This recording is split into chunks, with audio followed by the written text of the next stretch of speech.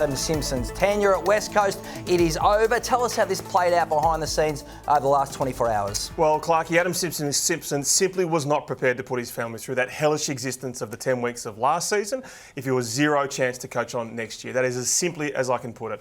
I've just spoken to his long-term manager in Shane Casley. He says when Simpson and Don Pike met at 4 o'clock yesterday, Simpson said to Pike, "Is there any chance I can fulfil my contract? 1%, 10%, 20%? Pike told him plain, there is no chance that you will go on. And so from then on in, that fight in Simpson was extinguished. And so he has drawn up a list of pros and cons about coaching a farewell game this week against Brisbane. As Casley says, it is not his way. It's not what he's interested in. He's certainly being pushed by senior figures to say this is about the club, this is about a farewell. So Jared Schofield will be the interim, either the week after or potentially this week. So I hope he agrees tomorrow morning. I think he's favouring that. And I hope he gets the farewell that Nathan Buckley got, which was absolutely perfect, even though, of course, he missed the premiership for West Coast. But I think Nathan Buckley would have regretted it, and I think that Adam Simpson would as well. So that's interesting, Ralph. You're saying his cards were definitely marked at the end of the season. Adam Simpson said goodbye at his farewell press conference today, and as you can see, it was a little awkward and testy at times. We've requested that Adam to consider coaching the side for one final time this weekend. So, as much as today is the announcement of the finish, we'd love Adam to coach one more time. I'll hand over to Adam. Thanks very much. Yeah, we haven't made that call just yet, Pikey, if I was going to coach this week, but we'd like you to. Yeah, thanks, mate. Family, I better thank them. Feels like I'm retiring all over again, but we've got to check the Disney Plus. Might get the flick, kids. The money's going to dry up a little bit. Take my Visa card off your phones, and you guys can be cruel sometimes. Really, I mean, you got to keep that in check because we're human. And we have families. So you want more access to our players, treat them with a bit more respect, would be a good start. It was an interesting farewell. Gut feel the Disney subscription might just continue. It is time now to bring in the senior sports writer from Code Sports, Mark Duffield, very senior figure in the West for the last 30 years. Interesting press conference, Duff. How did you read Adam Simpson's reaction in this one? Did you feel he was emotional, shattered, frustrated? What was your take on him? I think he was exhausted, a little bit relieved and quite emotional. It felt like he was keeping his emotions in check for most of the press conference, and obviously a couple of times he did give one journalist a bit of a clip at one stage. Well, actually quite a clip at one stage. But look, I think he feels that he knows the time is right. It's been a very much an ordeal, I think, the last 2 or 3 years for Adam and his family, and he knows the time has come for him to hand over the reins. Duff, let's be honest, this looks shambolic. They had 18 hours, the club, to get their ducks in a row in terms of whether Simo was going to coach a farewell game or not. How could they get it so horribly wrong? And will he coach this weekend? Well, there's still no answer on that. I texted Don Pike about an hour ago and he said that he doesn't expect an answer for a couple of days. To be honest, I hope he doesn't. I think Adam Simpson's the kind of guy, he's a competitor. You know, he comes from the old shinbone of Spirit days. I think he knows when you're done, you're done. And I suspect it wouldn't sit that well with Adam to go and do that lap of honour at Optus Stadium this weekend against Brisbane. So, personally for him, I hope that he doesn't.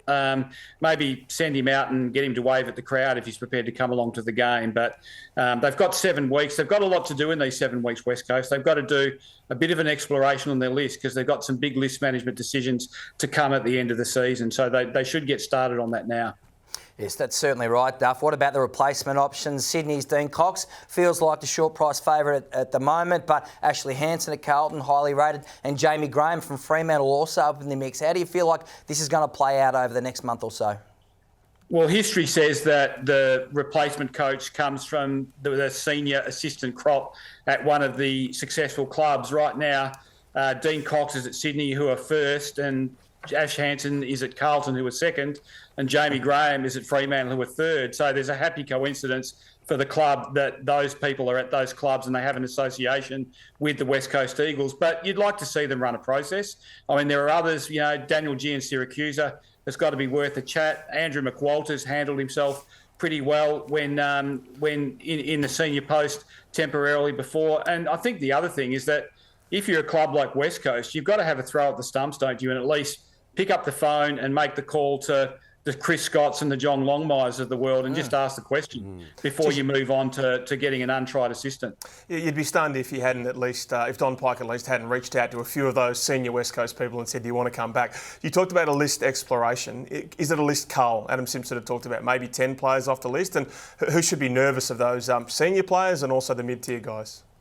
I think there's really big decisions to come on people like, well, Andrew Gaff, I think, would have to be gone at the end of the season. He's out of contract.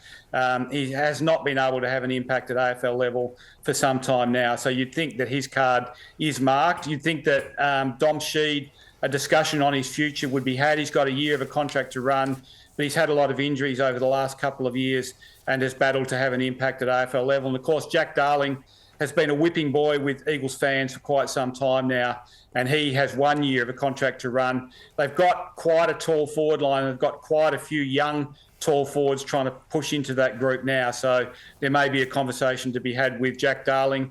There's a few mid-range players. You think Alex Witherden, Luke Edwards, Josh Rotham is another one. All these guys, I think, are out of contract at the end of the season or 1 year to go. Those guys are people that would be discussed. And then there's a young guy, Zane True, who's probably been their best player at waffle level this year. He's averaging 27 disposals a game in a team that hasn't performed pretty well. He's only had 1 quarter at AFL level as a sub. You'd like to see him play 2 or 3 games between now and the end of the season so the club can be sure, because you suspect that at 22 there's a decision coming on him at the end of the year. Well, Duff, you've had a very busy day, mate. We thank you for your time. No worries, guys. Thanks. That's Mark Duffield, senior writer for Code Sports out there in the West. You mentioned the list, fellas. We talked a lot about Harley Reid. He's had an incredible first year. I just wonder about that young core group. I mean, what do they do? I don't think we've seen a lot of their development progression from these young players, and that must have been a big failing for Adam Simpson today. How do you rate the list, Ralphie? What's the next steps here? They've got pillars, but they've got so many list holes, and that's why if I was someone like a Dean Cox, I'd say, I want to play with Jake Waterman. I want to play with a midfield that has Ginbey and has Harley Reid. I love the fact that we have got some young key defenders, Tom Barrass there. What did Logan Roy, though, say in Succession to his kids? You are not serious people. So this has not been a serious football club for a very long time. Let's have some conversations with Gaff and Sheed. Make the bloody tough calls. Get rid of the dead wood. If it's Jack Darling, if they're contracted or not. Whoever it is that comes in, Don Pike, you can be the Axeman if you want. Yep. Make the tough decisions and make the decisions you have not made for 3 or 4 years, because that's why they've been a list that's gone nowhere. I feel like some of these young players have actually gone backwards this season. Like Ruben Ginbey, I was excited by him. I don't know what I have him. Harry Barnett, I think, was a pick in the 20s. He's been struggling at Is Waffle. That the environment, though? That could be the environment in that situation. There's been so much unrest there. Clarkie, I just wanted to tell you this little stat here. Yep. Which was the team? Melbourne played West Coast on the weekend. Yep. Which was the younger team out of those two? You would normally say. You would hope West Coast. Okay, but they're not. Sting's coming in. The West Coast team that played Melbourne last weekend was 127 days older than the Demons. 25 years and 362 days, as opposed to 25 years and 235 days. Not massive, but that just shows there's a lot of old blokes in this team. We want to see some of the young guys coming through. Yeah, certainly do. They need some uplift there. They did have 3 very good wins when they beat Melbourne. We all celebrated that, but I think we need to see more development and progression. We speak about the potential replacement options. I think Dean Cox is the absolute front runner for this job. So highly rated there at Sydney. Spoke to Steve Johnson, who sat next to him in the Sydney coaches box today. He said he's ready. He's got the tactical acumen.